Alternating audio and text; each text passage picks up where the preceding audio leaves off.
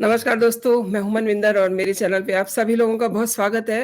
अजीत पवार और शरद पवार की secret meeting पर कांग्रेस नेता पृथ्वीराज चव्हाण ने यह दावा किया है कि बीजेपी से शरद पवार को कैबिनेट मंत्री पद का ऑफर मिला है और उन्होंने ये कहा है कि ये ऑफर देने के लिए अजीत और शरद के बीच में लगातार बैठकें हो रही हैं। हालांकि अपना पक्ष साफ करने के लिए आज शाम 4 बजे शरद पवार ने एक प्रेस कॉन्फ्रेंस भी की और उसमें ये कहा कि ऐसा कुछ भी नहीं है, उन्हें कोई पद नहीं दिया जा रहा है। मराठवाड़ा की राजनीति में हुई हलचल पर आज हम बात करते हैं। मेरे आज के मेहमान हैं वरिष्ठ पत्रकार विनोद शुक्ला जी। शुक्ला जी, आपका बहुत-बहुत स्वागत है मेरे चैनल पे। बहुत धन्यवाद मनोज जी। सर, ये सब क्या चल रहा है? मतलब इतनी सारी बातें हो रही हैं, अचानक से जो है शरद पवार को बीजेपी मंत्री पद का ऑफर दे रही है, ये कहा जा रहा है मतलब। उसके बाद उन्होंने अपनी सफाई भी दी है और इधर जो वहाँ के लोकल रिपोर्ट्स को अगर देखें तो उसमें दावा किया जा रहा है कि बीजेपी ने शरद पवार को केंद्र में कृषि मंत्री बनाने और नीति आयोग के अध्यक्ष पद के साथ जो है उन्होंने ये ऑफर दिया है। इसमें इनकी बेटी के लिए भी एक पद की बात की जा रही। क्या है ये सब? जबकि उन्होंने इन सब चीज़ों से मना किया है प्रेस कॉन्फ्रेंस में। देखिए मनिंदर जी, मुझे लगता है कि ये जो शरद पवार को लेकर के खबरें आ रही हैं, जी, ये बेसिकली कुछ ना कुछ तो खिचड़ी पक रही है। अब अच्छा। उस खिचड़ी पकने में शरद पवार जो है वो इस प्रयास में होंगे कि कैसे इस डील में से ज्यादा फायदा उठाया जाए। जी, और उनका ध्यान अब इस बात से नहीं है कि उनको कृषि मंत्री बनाया जाएगा या उनको नीति आयोग का चेयरमैन बनाया जाएगा। दो आ रही हैं, दो में से एक कुछ लेने की बात आ रही है कि आप दो में से एक जो कहिए वो आपको मिल जाएगा। जी। लेकिन उससे ज्यादा महत्वपूर्ण बात शरद पवार के लिए ये है हुँ, हुँ। कि वो अपनी बेटी को किस तरह से स्थापित करें। 2024 के बाद की बड़ी राजनीति अभी खेली जानी है। जी। शरद पवार का राजनीतिक उपलब्धियां, जो उनकी राजनीतिक अ, उनका जो राजनीतिक भविष्य है वो अब उसमें कुछ नहीं होना है। हुँ, हुँ। अ, तो उनकी अब कोशिश ये होगी कि किसी तरह से बेटी को स्थापित किया जाए। तो उनका सारा प्रयास उस दिशा में है। और जी। जिस तरह से महाविकास आघाड़ी पूरी तरह से धूल धूसरित हो गई है, जमींदोज हो गई है, कुछ उसमें बचा जी। नहीं है। शिवसेना टूट गई, हुँ, एनसीपी हुँ। टूट गई, कांग्रेस खस्ता हाल है महाराष्ट्र में।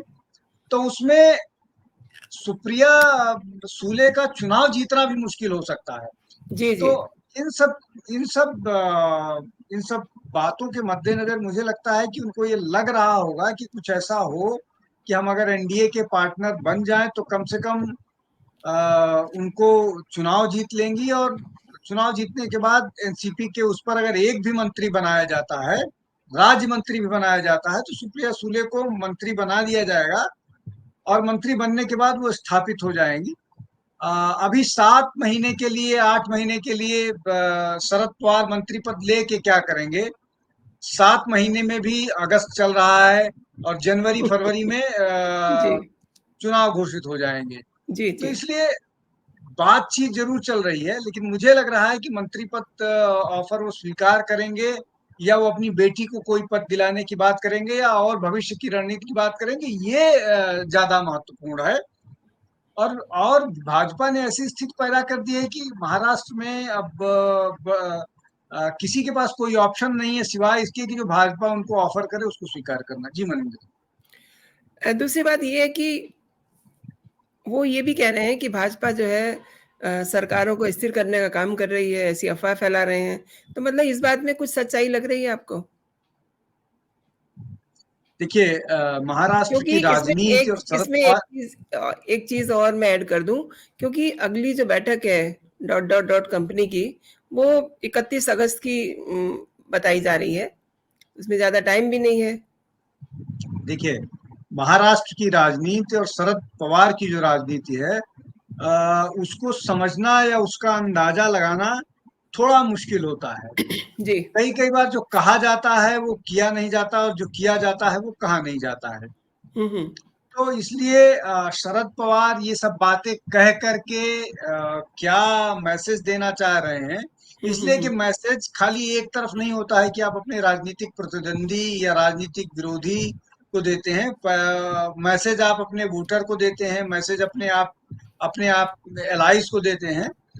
तो इस सब के पीछे उनका क्या मुहिम है, या क्या जी। उनकी योजना है, उसको हम्म। अभी तो नहीं उस पर कुछ कहा जा सकता। लेकिन ये निश्चित तौर पर ये निश्चित तौर पर फाइनल हो गया है, या पार्टी के स्तर पर हो गया है कि शरद पवार की अब प्राथमिकता अपनी बेटी सुप्रिया सूले को महाराष्ट्र की राजनीति से निकालकर केंद्र की राजनीति में स्थापित करना, इसलिए कि महाराष्ट्र में इतने सारे घाघ बैठे हुए हैं कि उनसे निपटना सुप्रिया सूले के बस का नहीं है। इसलिए ही इन सब योजनाओं पर बात चल रही होगी। जी। एक और चीज़ जानना चाहती हूँ, जैसा कि उनका मतलब कहना चाहिए कि कंडक्ट है, मतलब वो अपने पत्ते खोलते नहीं हैं, और एक जो उनका प्रोफ़ाइल है कि एकदम से मतलब किसी के पैरों के तले से ज़मीन खींच लेनी, हालाँकि आज वो इस स्थिति में नहीं है, लेकिन वो कहते हैं ना कि धोखा देना और इन सब चीज़ें में वो बड़े मास्टर हैं। तो आपको लगता है कि ये जो सब एक सीन बनाया जा रहा है, एक जो सिनेरियो हम देख पा रहे हैं और वो उसे किस तरीके से प्रस्तुत कर रहे हैं, कहीं कुछ आप उसमें कोई और चीज़ देख पा रहे हैं? देखिए मनिंदर जी, जी। जो जिसकी तरफ आप इशारा कर रही हैं उसके साफ मायने जो मैं समझ पा रहा हूँ वो ये हो सकते हैं कि शरद पवार जिस तरह की राजनीति करते हैं उस राजनीति में महाराष्ट्र की सरकार गिरा दे एक बार फिर। जी। महाराष्ट्र की सरकार गिराने के फायदे उनको मुझे कुछ समझ में नहीं आ रहा है। वो इसलिए कि महाराष्ट्र सरकार गिराने के बाद भी क्या वो सुप्रिया को मुख्यमंत्री बना पाएंगे, एक बात। जी। क्या वो अगला चुनाव इतनी मजबूती से लड़ पाएंगे कि महाराष्ट्र में बीजेपी को परास्त कर पाएंगे, दूसरी बात। हुँ। बात ये कि ऐसा करने के बाद फिर आगे उन पर उनकी बेटी के लिए कोई भरोसा करेगा, या ये या रोड ब्लॉक उनके लिए आ जाएगा, तीसरी बात। चौथी बात ये कि जब वो ये सब कर रहे होंगे तो भाजपा क्या शांत बैठी होगी, या भाजपा और शिवसेना उनकी आगे की गतिविधियों पर नजर नहीं रख पाएगी, या उसके पास कोई काट नहीं होगा। तो ये इस तरह के प्रश्न हैं जिसको जो अभी तक अनुत्तरित हैं। और मुझे लगता है कि शरद पवार अब रिस्क वाला गेम नहीं खेलेंगे, वो सेफ प्ले करना चाहेंगे। इसलिए कि शायद वो सेफ प्ले करके ही अपनी बेटी को स्थापित कर सकते हैं। रिस्क वाले गेम में सुप्रिया सूले का राजनीतिक भविष्य, राजनीतिक करियर खतरे में पड़ सकता है। मुझे लगता है कि इतनी समझदारी तो जरूर होगी शरद पवार के पास कि वो इस तरह का कोई मिस एडवेंचर नहीं करेंगे जिसमें सुप्रिया सूले का राजनीतिक भविष्य खतरे में पड़ जाए। इसलिए कि जब वो राष्ट्रवादी कांग्रेस के नेता होते थे तो वो एक छत्र राज कर नेता होते थे। अब जी। एनसीपी में उनका अपना भतीजा उनका प्रतिद्वंदी बना हुआ है। हुँ। उसके अलावा पटेल साहब हैं, उसके अलावा और छोटे-छोटे बहुत नेता जी, हैं। जी। या सूले खुद की दावेदारी है। तो ये ये एक ये कई महत्वपूर्ण बातें हैं जिनको ज़रूर वो सोचते होंगे, जी। नहीं तो कुछ कुछ निर्णय कर चुके होते। जी। अच्छा, बीजेपी के एंगल से भी अगर देखा जाए तो जिस तरीके की सोच अमित शाह रखते हैं, तो एनसीपी के जो वोट हैं, वो तो सब समझ लीजिए कि अजित पवार के साथ आ ही गए हैं। तो अब सुप्रिया सुले में क्या बचा और शरद पवार में क्या बचा, ये भी सोचने की बात है ना सर? देखिए बीजेपी की राजनीति जिस तरह की है, बीजेपी के नेता या अमित शाह जैसे नेता वो जीरो रिस्क वाली राजनीति करते हैं। तो जी, वो जी। जब तक चुनाव हो नहीं जाते, चुनाव के रिजल्ट नहीं आते, तो उनके लिए सुप्रिया सूले या शरद पवार पर चौकन्ना रहना उनकी प्रवृत्ति है, और वो जी। चौकन्ना रहेंगे। अब उसमें जब तक वो, अगर वो सुप्रिया सूले और शरद पवार एनडीए के साथ नहीं आते हैं, तो हुँ, जब हुँ। तक चुनाव परिणाम नहीं आ जाते कि सुप्रिया सूले चुनाव हार गई, तब तक वो इतने एग्रेशन के साथ ही रहेंगे।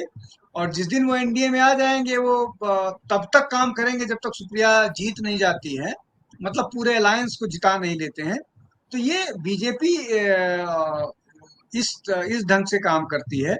तो ये कहना कि बीजेपी कोई एक फैसला हो जाएगा उसके बाद चुप बैठ जाएगी, उनका अलायंस हो जाता है उसके बाद यूं चौकन्ना रहते हैं कि कोई भागने के फिराक में तो नहीं है। उसके एग्ज़ैक्टली। बाद वोटर को कैसे मोटिवेट करेंगे, जिस पार्टी के साथ उनका अलायंस हुआ है, जी, उनके जी। वोटर आ रहे हैं या नहीं आ रहे हैं, वो तटस्थ होके बैठ तो नहीं गए हैं।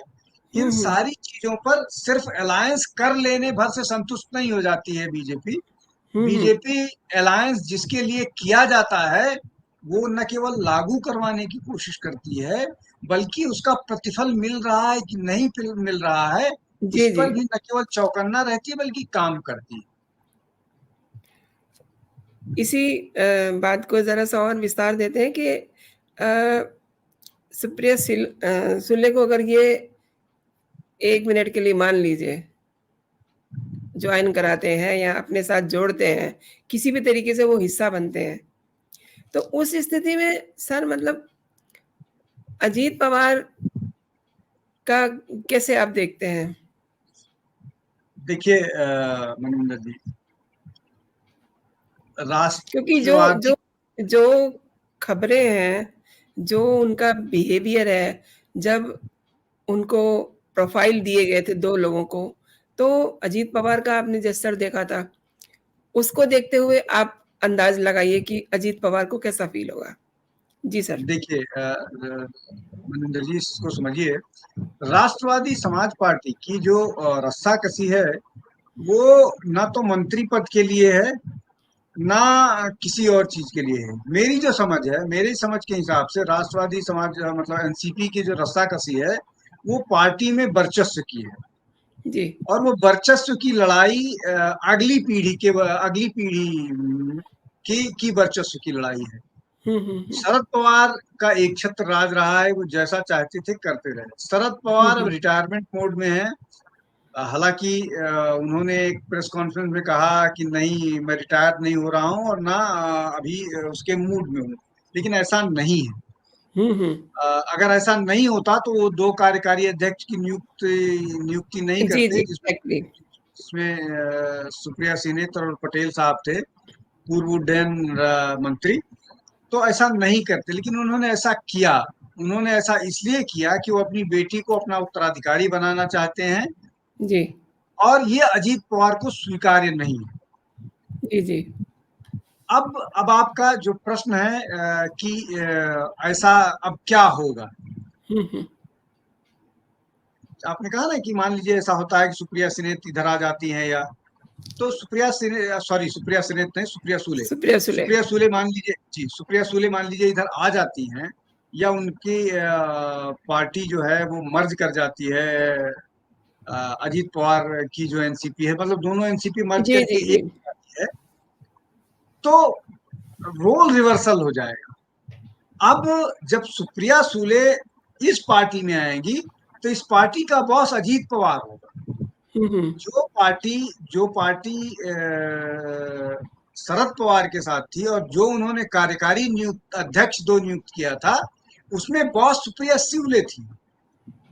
लेकिन जैसे ही दूसरी परिस्थिति आएगी, तो अजीत हुँ। पवार बॉस बॉस होंगे, सुप्रिया जी, सूले जी। उन पर रिपोर्ट करेंगे। ये अंतर होगा, और यही लड़ाई है। जी, जी। वास्तविक लड़ाई यही है। अजीत पवार चाहते हैं कि पार्टी की बागडोर उनके पास हो, हुँ, जिसके लिए हुँ। उनके चाचा तैयार नहीं थे। तो उन्होंने अपनी राजनीति करके तख्ता पलटा है एक तरह से, अगर पुरानी भाषा में ऐतिहासिक उसमें कहें, जी। तो अजीत पवार ने अपने चाचा का तख्ता पलट करके एनसीपी पर कब्जा किया है और एनसीपी के बॉस वो हैं। और अगर सुप्रिया सूले को राजनीति में कुछ भी चाहिए तो वो उनको अजीत पवार पर निर्भर कर रहना होगा। यही मैं हम्म बात कह रहा हूं। और हम्म इसमें शरद पवार चाहेंगे कि वो कुछ समझौता अजीत से करें, जिससे हम्म प्रदेश की जिम्मेदारी या प्रदेश में जो स्थिति है वो अजीत पवार निभाएं, और जो केंद्र में उसका फायदा मिलना है वो सुप्रिया को मिले। मतलब बेसिकली मंत्री पद। जी जी जी जी। और अगली बैठक जो है डॉट डॉट कंपनी की वो महाराष्ट्र में होने जा रही है। तो चूंकि जब ये जुटान की बातें हो रही थी तो एक तरह से सूत्रधार जो है वो शरद पवार ही थे। तो ऐसे में अभी क्या सीक्वेंस देखते हैं आप? नहीं नहीं, देखिए अभी अभी 31 तारीख को जो बैठक होनी है उसमें बॉम्बे के मतलब मुंबई के जितने राजनीतिक दल हैं उसमें ही आपस में एका नहीं है। उसके अलावा आज जो दिल्ली में डेवलपमेंट दिल्ली हुआ में है आज उसके हो बाद गया। जी जिसके बाद बयानबाजी कांग्रेस और आप की हो रही है। जी तो वहां पर क्या नीतीश ने भी कुछ बात कही है। जी जी। वो नीतीश ने कहा था ना कि सीटों का जो है एक उसने बनाया था, तरीका बनाया था जिसको भी फॉलो नहीं किया गया। जी, तो वो समस्या अभी तो 3 जगह की है। अभी ये समस्या वेस्ट बंगाल में आएगी, अभी इस तरह जी की और जगह आएगी। जी जी। उत्तर प्रदेश में भी समस्या आएगी, हम्म वेस्ट बंगाल में भी समस्या आएगी, तमिलनाडु में समस्या आएगी, हम्म। केरल में समस्या आएगी। तो ये जी जी। समस्या अभी शुरू सभी हुई है जगह पे जी। आनी है। हाँ, तो इसलिए आप जो I.N.D.I.A जी है जी। उसमें अभी बहुत सारा उथल पुथल चलेगी। बहुत हम्म। इंटरेस्टिंग होगा। क्या होगा अभी उस पे थोड़ा सा जी जी जी पकने देते हैं। जी जी जी। सर आपने जो बताया उससे लग रहा है कि आने वाले दिनों में बहुत दिलचस्प चीजें देखने को मिलेंगी राजनीति में। एक तो आज दिल्ली का घटनाक्रम हो गया, दूसरा अब महाराष्ट्र की राजनीति में कुछ कुछ चीजें चली रही थी जिसपे आज आकर के उनको बयान देना पड़ा। सर बहुत बहुत शुक्रिया आपका मेरे साथ जुड़ने के लिए। नमस्कार। और दर्शकों से भी मेरी रिक्वेस्ट है, गुजारिश है कि जो लोग मेरा चैनल देख रहे हैं इस वीडियो को अपने दोस्तों में, अपने ग्रुप्स में इसको फॉरवर्ड करें अगर वो इसे पसंद कर रहे हैं तो। और जिन लोगों ने अभी तक मेरा चैनल सब्सक्राइब नहीं किया है वो मेरे चैनल को सब्सक्राइब कर लें ताकि जो भी मेरा कंटेंट हो आप तक सबसे पहले पहुंचे। आप खुश रहिए, स्वस्थ रहिए, मेरा चैनल देखते रहिए। जय हिंद, जय भारत।